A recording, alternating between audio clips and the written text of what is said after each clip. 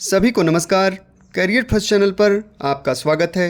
Dictation लिखने के लिए तैयार रहें। Ready start. ऐसा नहीं है कि पतित हो चुकी इस व्यवस्था में अब सुधार की गुंजाइश ही नहीं रही।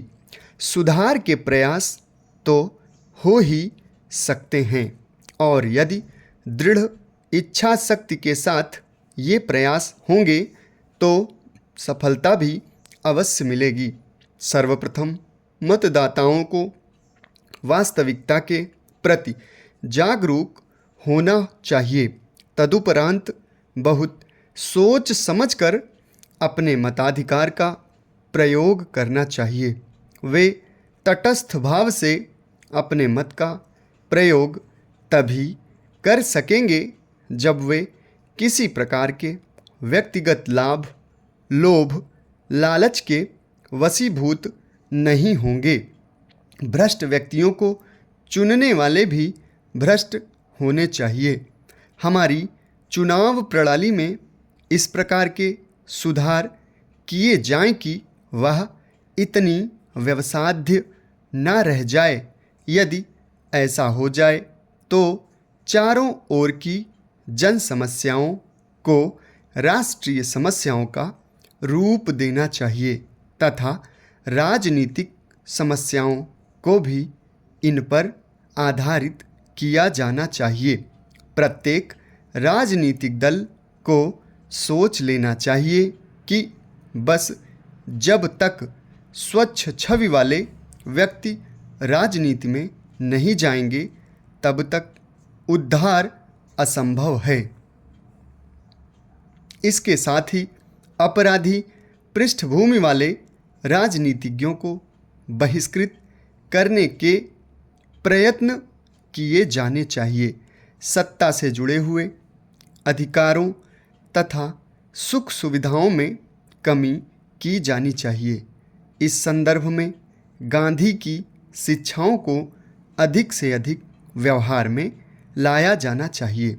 पूर्व मुख्य चुनाव आयुक्त श्री शेषन ने इस दिशा में जो प्रयत्न किए थे उन्हें पूरी निष्ठा के साथ आगे बढ़ाया जाना चाहिए तथा इस संदर्भ से जुड़े अन्य प्रयत्न भी किए जाने चाहिए।